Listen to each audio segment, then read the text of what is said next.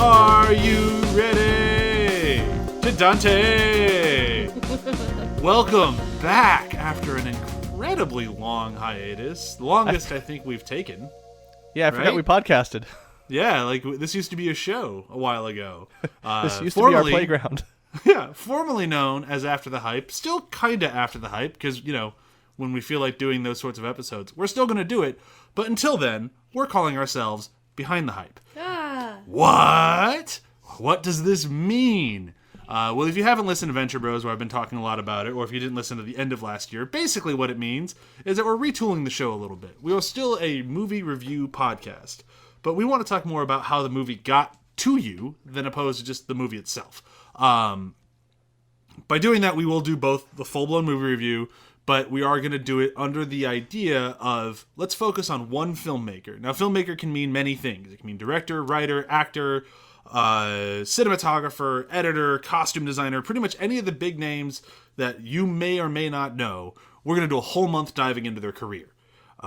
So the starting of this is going to be Joe Dante, because I figured who better than the quasi-household name-ish sort of guy, maybe not, but you definitely have seen his movies. People would be like, I think I've heard of him. I think I've heard of him. He did... Yeah, he's that one guy who did the... Wait, hold on. What did he do again? Gremlins! Yeah, I know Joe Dante. One, yeah. Dude, the little monster when I movie. looked up on our notes, it says that his birthday was November 28th, 1946. Thank you. And I just Googled that day. And he is first billed as famous person. Oh, there you go. The most famous person born on his date. It says November 28th, 1946. It was a Thursday. He's a Sagittarius. Sounds like perfect Joe Dante. The U.S. president was Harry Truman. That makes sense. Famous people born on this day include Joe Dante and Richard J. I don't know the other one, but I know Joe Dante. So Joe Dante clearly wins. Joe Dante wins. So a little bit more about how the show changes from here on out. Where Have You Been Doing is going to kind of disappear for the most part.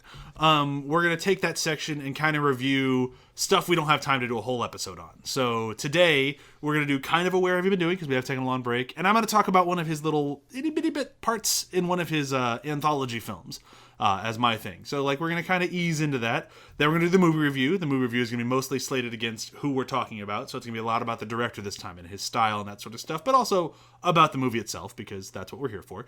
And then at the end of it, we're going to review it.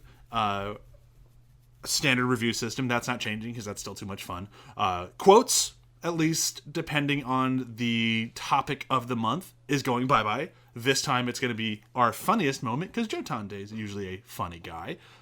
Comedy is at least present in most of his movies, even if they aren't a comedy. And then, what else? Is that pretty much everything that's changing? Pretty much? That seems to be it, yeah. Yeah, everything else is pretty much the same. That's why we didn't lose the feed. That's why we didn't change too much. Same people.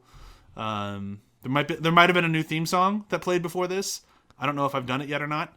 There's a little bit of new art that John has done that looks beautiful. Yeah, I totally did it. Yeah, you did it. Uh-huh. You did a prototype that I looked at that was really cool looking. And then by today, it might be done, depending on if there's time. Oh, yeah. Right? There was totally time. Yeah, there was totally time. I love recording before like things are finished. So if you haven't been able to tell yet, we're still us, at least. Except now with slightly more research. Just a little bit. So to begin today's episode, I want to talk just a little bit about Joe himself. Chewy already mentioned his birth date, so he's what, 70? He's 73 years. 73 years young. 2 months and 3 days old. Young. Wow. Days young. He is classified as a baby boomer. Ooh, okay, boomer. Quite the spring chicken. Okay, Dante boomer. Chinese zodiac is a dog, and again, he's a Sagittarius. He is known for primarily known for being a director. I'm going to turn off my phone. Again, we're still us. Primarily known for being a director. Has directed over 40 things, including 18 movies and or segments of movies. Like I mentioned, he's really into his horror anthologies. He did part of the Twilight Zone movie. He did a thing called, what is it? Women of Mars? Amazon Women of Mars. Women of Mars. It's another anthology type thing. Yeah, and then he had one, I think last year he did a segment of.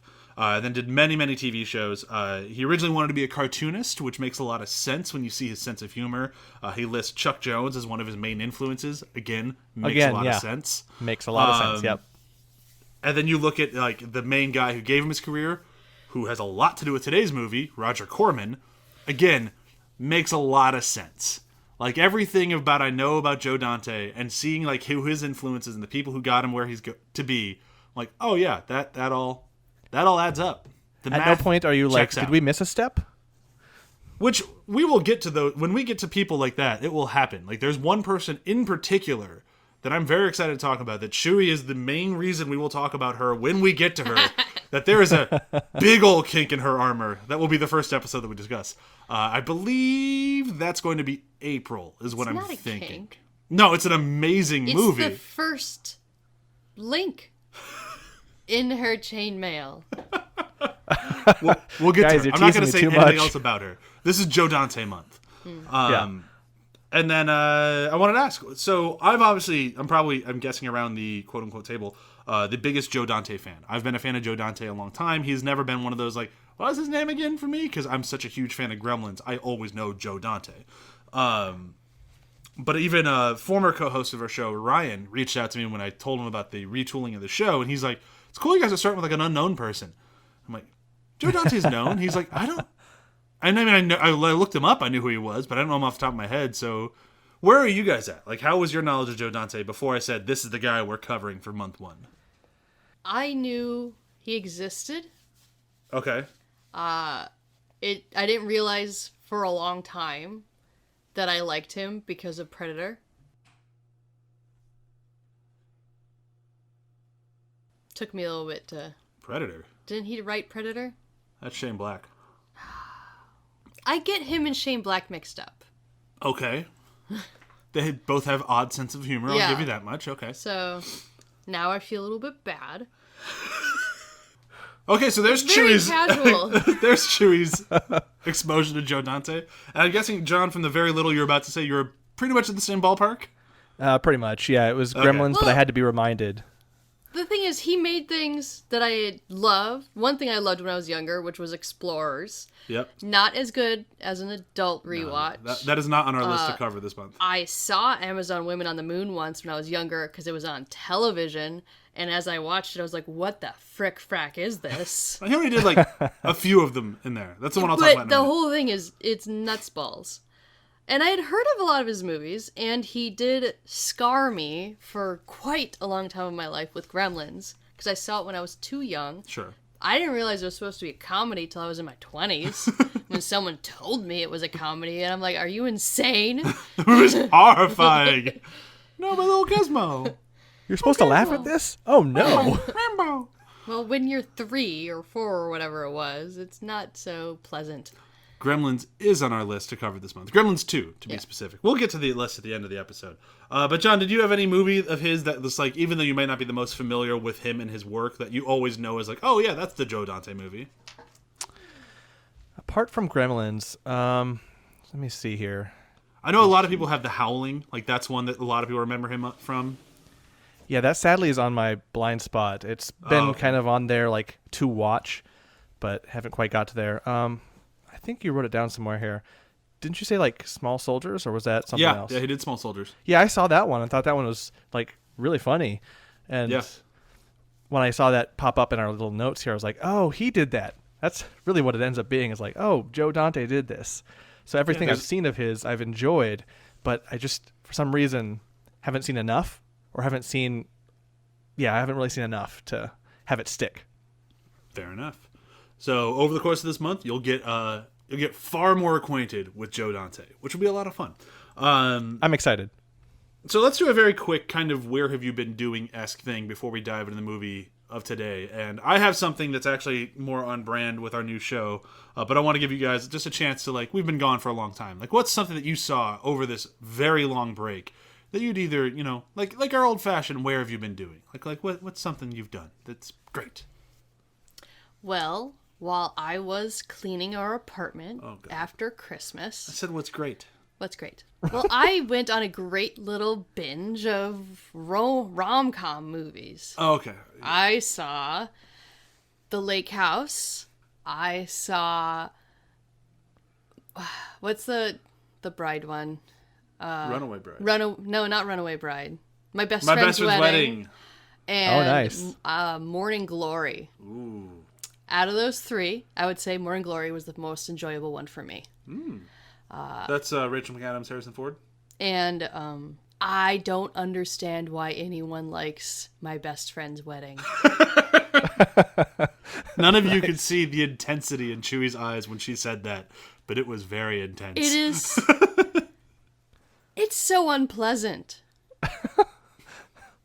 The only pleasant person in that movie, It's Cameron Diaz, right? Cameron Diaz and the gay best friend. Yeah. Because they're the only ones that are, like, genuine about what's going on. They're not bad, horrible people. Well, the guy in the center of it's not a horrible person, but he is a big old dumbass.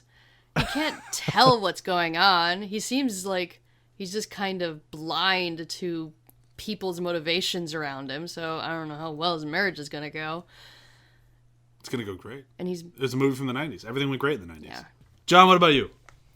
So I saw a few things, watched a few things, read a few things, but the ones that stood out to me would be Knives Out. I watched that just at the turn of the year, and then I went and read Murder on the Orient Express right after, and I had a really good time with both.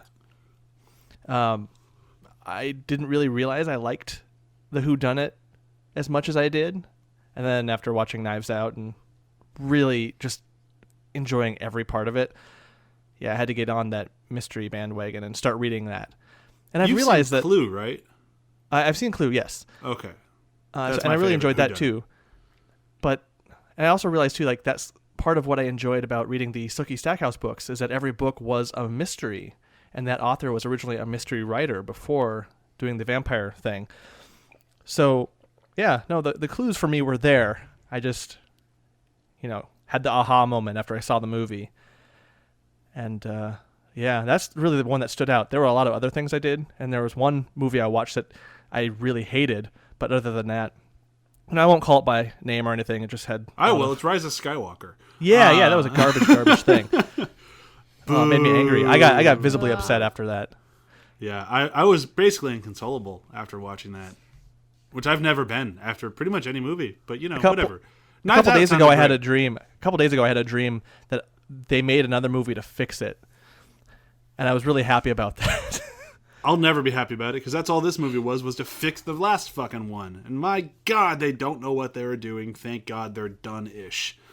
But I'll Don't worry.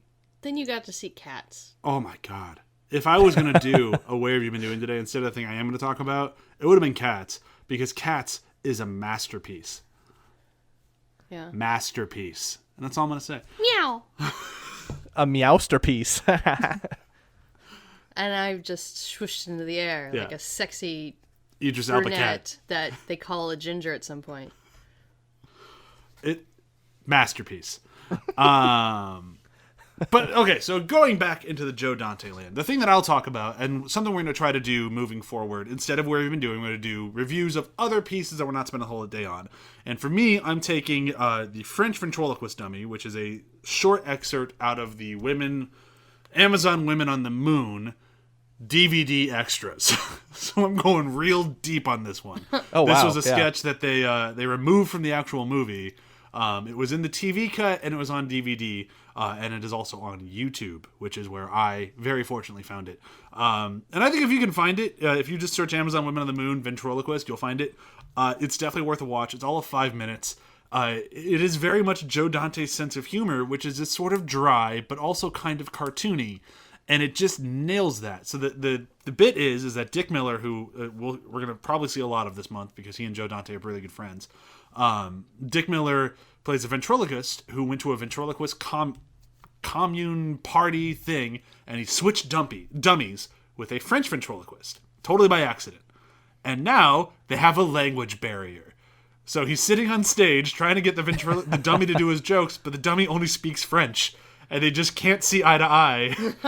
So he's like, I'm sorry, folks. I just can't do it. And a woman stands up. She's like, I think I can help. I happen to have a translator dummy with me right now. And they bring the translator dummy up, and they speak French to the one, then English back and forth. And it's just very dry. Like, I need to express how dry it is. Like, it's all played very matter of fact, but it's this ludicrous situation that just makes no sense. And it was, like I said, 5 minutes short. I think it's totally worthwhile. I think Joe Dante and Dick Miller did a great job with it. This is the weirdest language barrier film ever. And that was just a segment in the Amazon Women on the Moon. It's the Amazon Women on the Moon segment? is a because we're not going to do a full episode on it. It's an anthology, so it's just a whole bunch of comedic shorts, just like very short, just like rapid fire. Like it's when everyone was trying to be Kentucky Fried Movie, and they just couldn't quite do it. I've never seen that. That's all that is, just boom, boom, boom, boom, boom. So you're gonna like some of it, you're gonna hate some of it, but it's fine. They try to do it again with movie 43 and missed the mark by a bazillion miles. Yeah, that movie was not enjoyable. No, it was, that's every review I read about that. It's like, how is this physically hurting me? But it is. Bad movie. Amazon Women on the Moon, from the one segment that I saw that's not technically in the movie, I liked it. So take that for an endorsement, if you will. I think Joe Dante would love that endorsement, actually. I think he would. I think he'd appreciate it. Let's move into today's movie. So today we're going all the way back, the very beginning of his career, his first directing credit, kind of. He shared it with somebody else, which is why I say kind of. Hollywood Boulevard. This is a movie that is... I'll even do a quick breakdown for it, and then we'll jump into it. So this is a movie that basically is kind of sending up, but also paying homage to, but also having very strong commentary on the B-movie genre of the 70s, late 70s, that sort of thing. It does so with like a woman who comes to Hollywood to be a star, gets roped into crazy shenanigans, ends up working for like the worst film company that makes a movie a week and can't afford anything but just keeps pumping them out. Doesn't care if people die on their set. Slowly but surely she makes her way into the company. They do great. They go out to movies. People start literally getting picked off by a serial killer, and then she finds out that it's her boyfriend, but it's not. It's also the star of the movie, and we don't really ever wrap any of that stuff up because that's a B movie for you. And then it just kind of ends. Yeah. I actually kind of liked it, though. Is that weird? I enjoyed it. Yeah, no, I enjoyed it quite a bit. Yeah, I thought it was kind of a fun movie. And like there's things in it that, especially being the first one out of the gate, I wouldn't expect this much Joe Dante to be there. Like, because I've seen Piranha, which is technically what he did after this, and that doesn't really feel like a Joe Dante movie. This still feels like a Joe Dante movie. Like, just right out of the gate with the whole action sequence of the parachuters coming out of the plane and flying, and they're filming it for this big stunt sequence. And like, oh, her chute stand opening up. Nope. Keep filming. Nope. And you Keep filming. her screaming. You just hear her screaming, and then just thump. And they cut to where she landed, and it's like a cartoon cutout into the ground of just spread eagle, just. Right. It's like, oh, so this is what we're watching. Oh, well, that's unfortunate. We'll get another one. They're a dime a dozen. Yeah. And that was the B movie world. Yeah. Yeah, I wasn't exactly sure what to expect because again, it was a lot of that. Oh, Joe Dante, he did this. So, really, the skydiving scene cued it in for me. I knew it was. Excuse me. I knew it was going to be a comedy, and just based off the little blurb when I fired it up on the Amazons. But I think seeing that hole in the ground was the first where it snapped for me. I was like, oh, Joe Dante. Okay, I get it. And I started to recall stuff from Gremlins. And from there, I was just in the right headspace for everything else in this movie. And yeah, I really enjoyed it. Like, there was a lot of rough around the edges-ness to it. But then I read up on it, too, to realize we're just making this as cheap as possible. Yeah, when you start digging into how this was made, it's like, wait, what? The movie was made on a bet. It was made on a bet, and they used all sorts of Corman movies interspersed in it. Because there was times in this movie, too, where I was like, hey, wait a minute. I feel like I've seen some of these scenes before. Isn't this just Death Race right now? Yeah, it was just Death Race for a little bit there. Like, it helped that one of the actors was also in Death Race. Yeah. We're just gonna use the same footage. That's the costume you wore in that movie too. Yeah, and then just every moment afterwards, it was so fun. It was like I didn't know what I was gonna get, but I got something really funny each time. I don't know. But here's the thing, and I didn't mean to dive into this as early as we're going to, but if the shoe fits, as fun and stupid and willing to make fun of itself as the movie is, it also takes really hard swings at both like the people who make these movies and the movies themselves, and then just people. Like, really hard swings. The people who make these movies are basically how they just treat their entire crew like cattle and they're disposable. Very just blatantly said so many times. But then the way it handles rape. Like, there's, technically 2 rape scenes in it, 3 if you count them watching her rape scene later, because it's part of the movie. She gets raped in the movie, and then the people fake raping her really want to rape her. Mm-hmm. And then we watch that scene again on screen later. So I'm not sure if I'd count that or not, but either way, it's still there, so we probably should. And then while that scene is going on, she's legitimately getting raped by a guy who's running the theater. Like, there's a lot in this movie. None of it is shown to be sexy, which I appreciate. It's all shown to be pretty horrible, and it has a pretty big stand on it. I mean, obviously, the stand is rape is wrong, but look at the fucking hypocrites involved in it. It's more so the absurdity of him saying, like, when the director is directing the rape scene, he's like, you're being tortured or whatever by these men, and it's going to be the most sensual thing captured on film. And it's like, what? There is no sensualness about rape. And she definitely was not enjoying it. She hated it. She ended up crying, and then she got really drunk when she saw it on film. Yeah. So it's just like the divide. It's very commentary on like how some men think it's just luscious and whatever. Not luscious, also, whatever word it is. But it also took some big stabs at the men in her life who would profess to be allies, to use a term. Like, when she's getting raped at the projectionist booth, what are the guys doing? They're just oblivious and wandering around. And when they're there, they don't really help. Like, but they are looking for her, and they are the ones who stop her. So I wouldn't take shots at them so much as like the guy who's sitting in the car next to them when the rape scene comes on, and he's just like, "This is awful," and his wife is like, "What does she say? Like disgusting or nasty or wrong or something like that." It's sick. Sick, that's right. And she says the same thing every time, and he's like, "This is just wrong. Sick. I can't believe they do this. Sick." And then when he leaves to go demand his money back from the projectionist and sees the projectionist raping her, he's like, "What? Well, I guess I might as well join in." Yeah. That was more of the like, what a fucking hypocrite fucking dudes can be. Like, yeah, because the guys in the car, I mean, they weren't doing anything wrong at all. No, they got worried. And they did.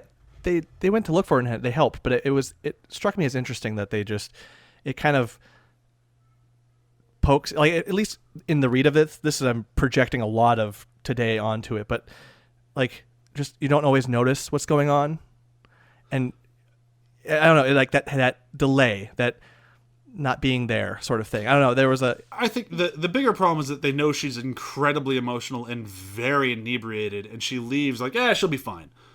That was more of the problem. Yeah. I guess that's problematic, but I'm also on the dudes don't always need to follow.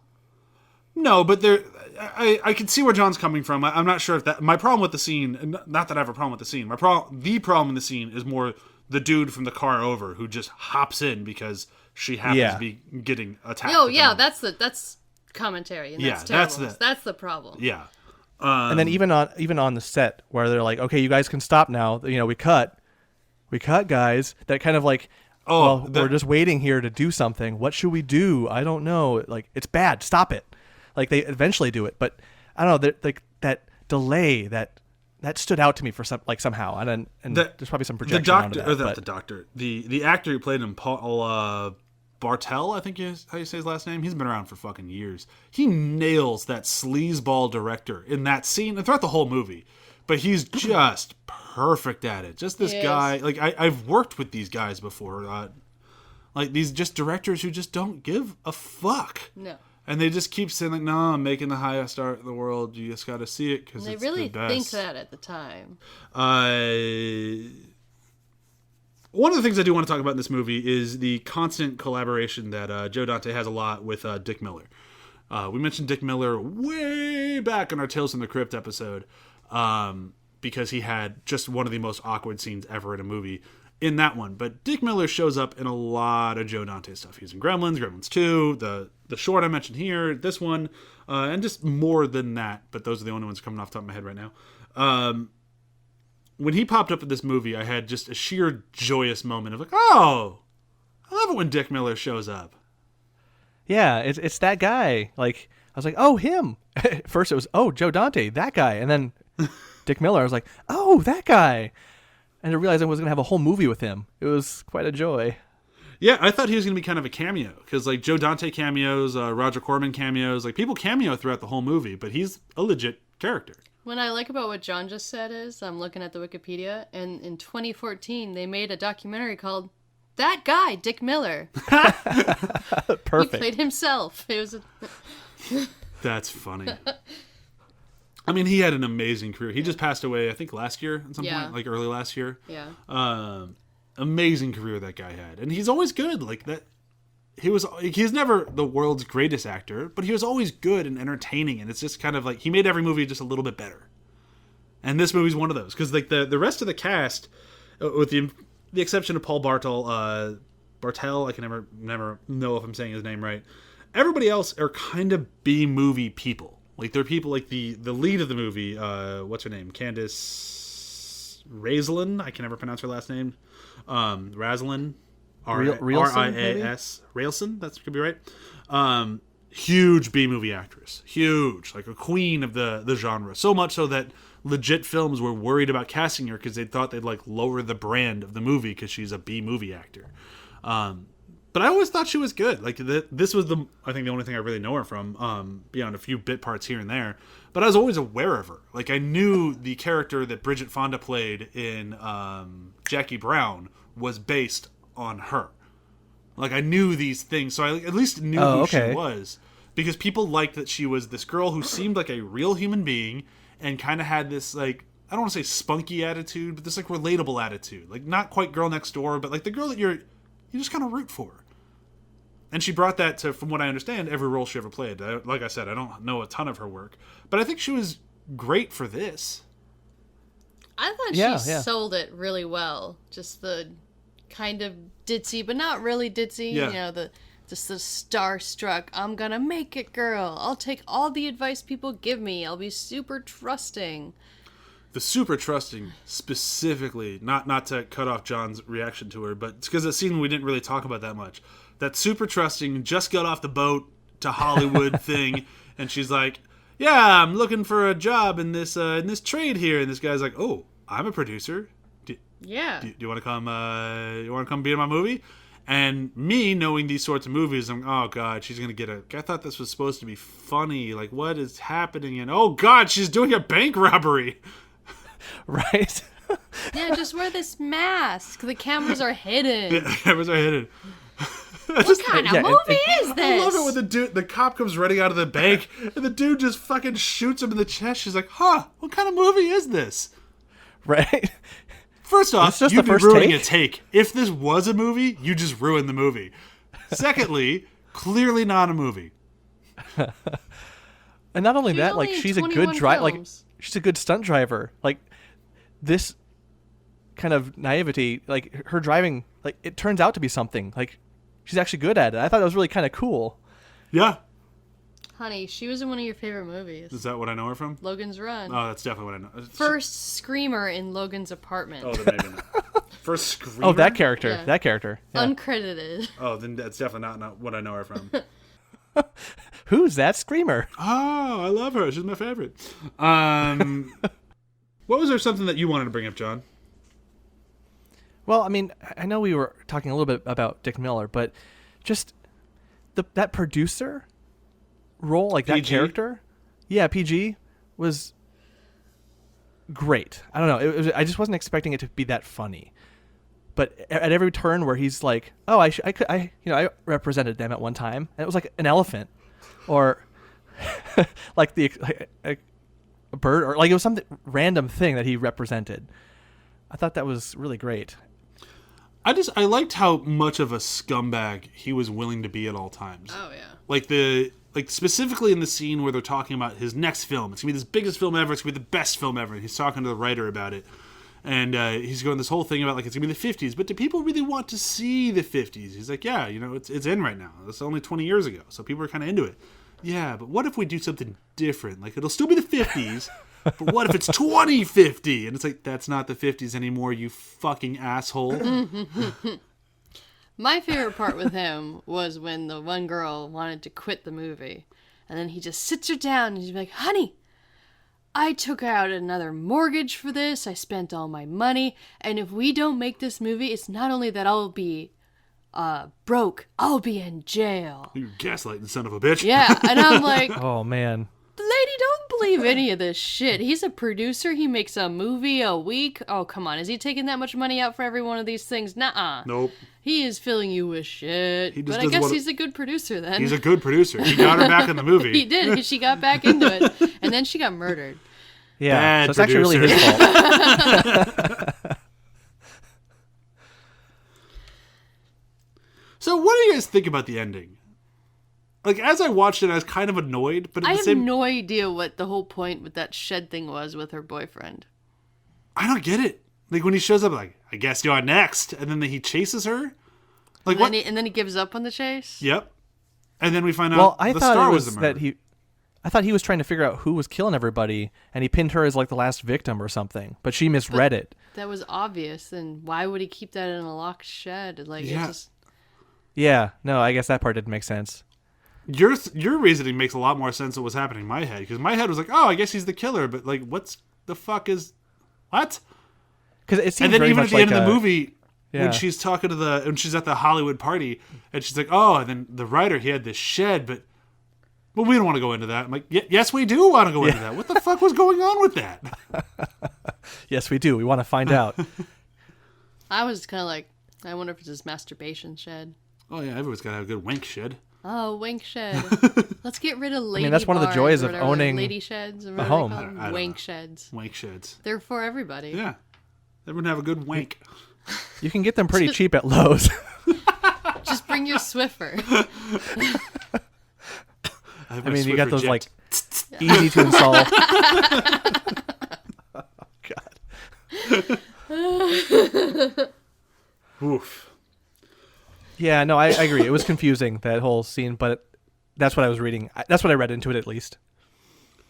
But the thing is like, it was confusing, but at the same time, it's a B movie. Like that's kind of why I said that in the breakdown. Like, it's a B movie. It's not really clear, but who cares? And it's a movie made out of short ends, Yeah. 10 days, and clips from other movies. It's like, you get what you get. I actually think this movie paired with, like, The Fall would actually be interesting to me.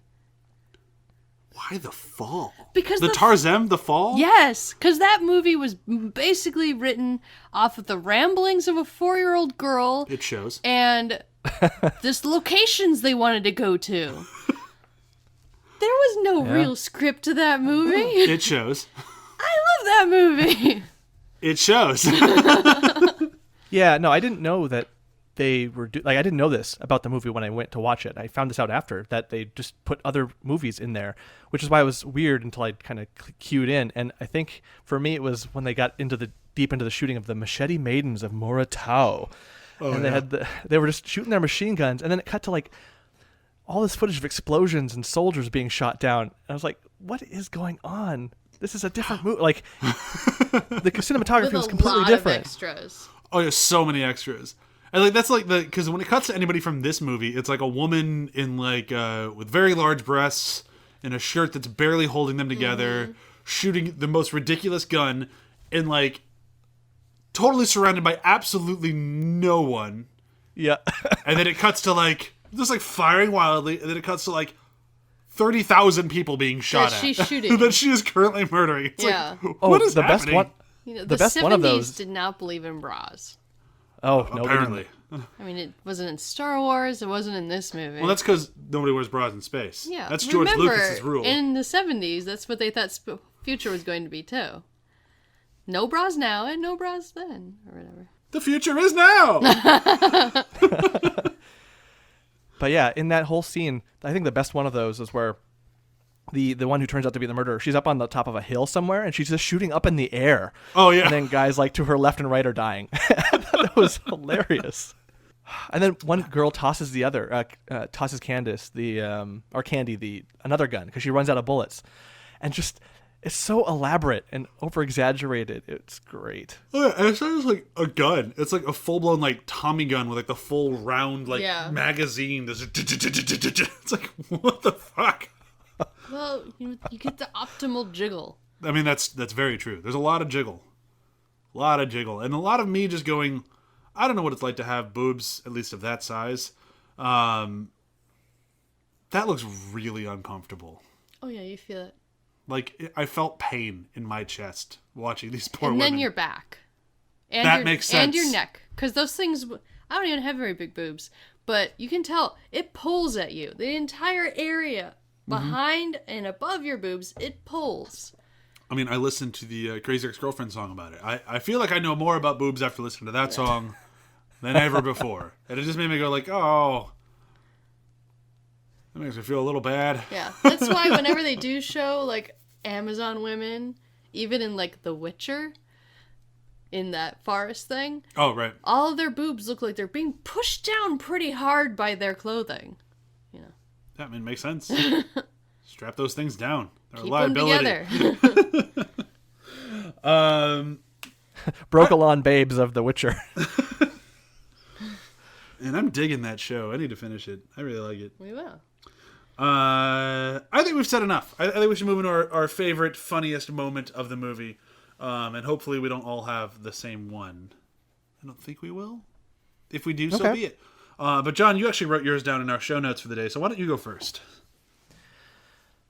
Okay, let's see. So for me, the favorite moment, as someone who lives in Los Angeles and has driven down all these freeways, is the montage where they're trying to go to the quote-unquote premiere of the Machete Maidens of the Morrotow.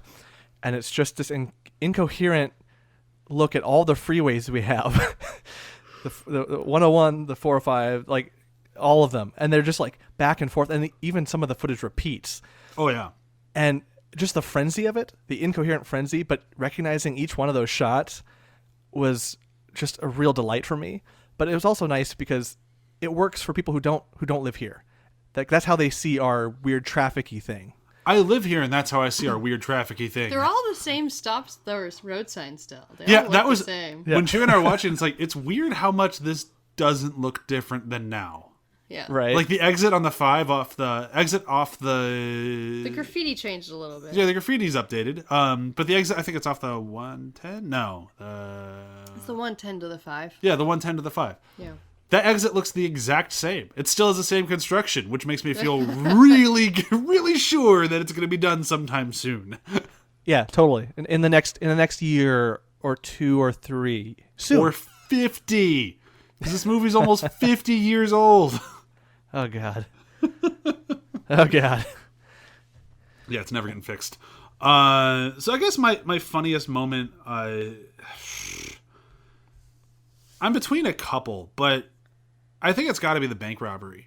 The whole bank robbery sequence just kind of made me chuckle the whole way through it. Of just because she's just so willing to go along with it up until the very end. Like up until the other dude shoots at the other guy. She's like, oh, this is a bad situation. It takes her so long to catch on. And by the time she catches on, the robber's kind of into her. Oh, wow, you're really good at this. You might have a future. And then she runs away. Yeah. But I just kind of like that whole sequence. I thought it was funny. It's a really great twist on the girl getting taken advantage when she arrives in L.A. Because usually that's a very dark, gritty, gross story that people try to tell there. This one's like, they used her as a getaway driver. Yeah, and the music is great for all these serious chase scenes. It's just like this great music. But the shootout with the one guy who escapes with the money, just everyone fires their guns. Like that whole sequence is just a delight. Like, yeah, it's fantastic.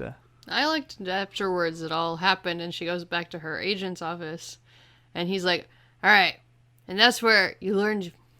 You learned a lesson. You learned a lesson. And she first says, don't trust anybody. Yeah, don't And trust... he's like, no, don't take a job without talking to your agent. And I'm like, that's actually true and hilarious. Yeah, it worked. Oh, man. Was that your favorite moment? Was that your funny moment then? That was my favorite funny moment, yeah. So a review system for today is going to be B movies. Any sort of B movie. And I'll take your own qualification as a B movie, like something you consider a B movie. I'll accept that answer. Let's see. I'll go with Troll 2. Okay. That originates the line, "Oh my God." Fair enough. I'm going to go for one that I don't mean this to be more of a compliment on the movie than I mean it to be, but I got to go with Attack of the Killer Tomatoes. Just because it's that other movie that everyone has kind of heard of and maybe seen, maybe not, but you're still aware of it. You at least are aware of it. You hear the name, you're like, oh yeah, I know. Oh, Attack of the Killer Tomatoes. Like, at least you have that click in your head. But it's a movie that, like, when you go back to it, it's like, I guess it's kind of funny. It's also just kind of there. And this movie kind of has the same thing. I enjoyed it. I really liked watching it. Will I go back to it? I don't know. This is kind of no. It's I'm glad to have seen it. I'm really happy to see it, knowing Joe Dante as well as I do with his later career, going back to the original and seeing like how strong of a voice he had right out of the gate. But I don't go back to much more than that. I'm going to go with not necessarily a B movie, but definitely a movie that's doing a similar thing. Okay. Cabin in the Woods. Oh, yeah.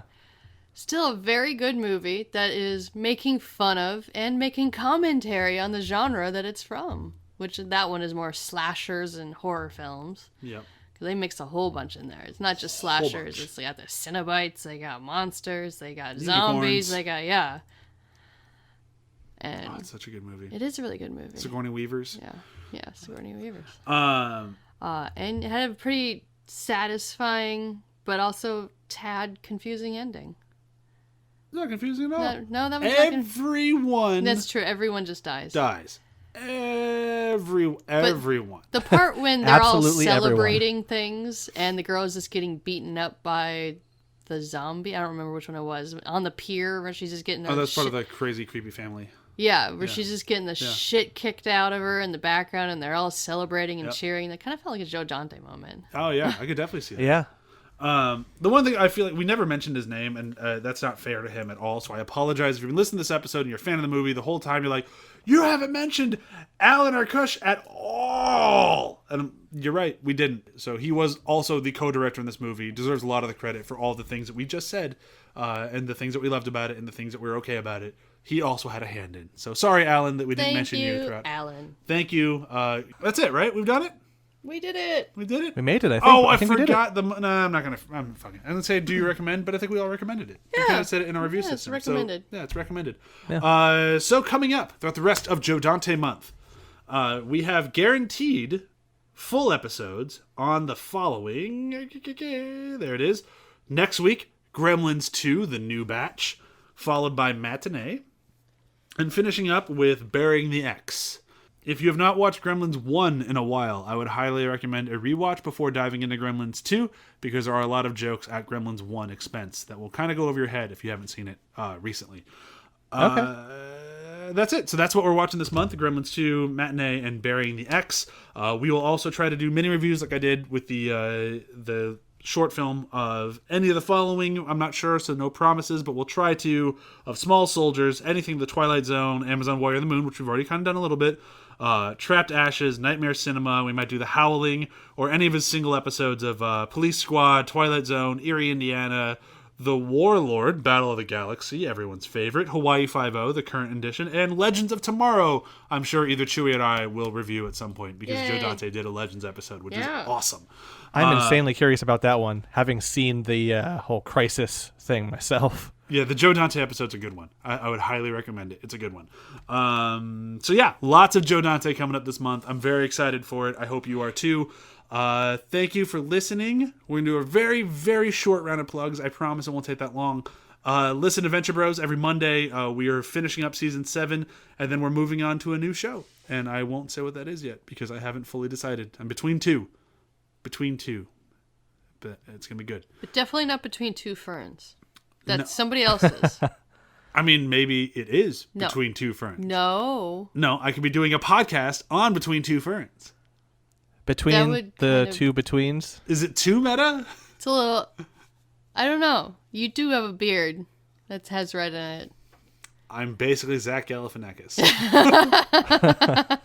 You're the same person. I'm the same. I'm him and Seth Rogen. Yes! And every other You slight. are their baby! I'm every other slightly overweight bearded comedian. I'm all of them. Zach Can we have all of Galifianakis. their money? That would be nice. I just want, like, all of their money. Yeah, me too. You just start getting their residual checks. Yeah. And then You're like, yeah, you're totally them, right? yeah, I'm all of them. And then just a few more plugs really quick. Be sure to check out athpod.com to see the awesome Doctor Who article written by Matt Dykes. It's coming up soon, I think. You'd have to ask him. Be sure to ask him. Message Matt Dykes about his Doctor Who article, just to see how it's coming along. Because he said it's text going to him be great. or like message him saying like, "Are you my mummy? Are you my mummy?" Yeah, it just constantly, Over and over again. Constantly hammer Matt Dykes about the Doctor Who article that he is definitely writing. That's it for plugs for me. John, what are you plugging? Demon Days is back, and by the time you hear this, it'll be back again and ready to go. And Chewy? Superstore. Yeah! Watch Superstore. It premiered the new season last Thursday. Or 2 Thursdays now. That's it. I will say goodbye. Goodbye? Bye. Bye? Truckin', bye, truckin', bye. fucking. Oh, God, no. Almost got through the whole episode without mentioning that fucking song. Fucking.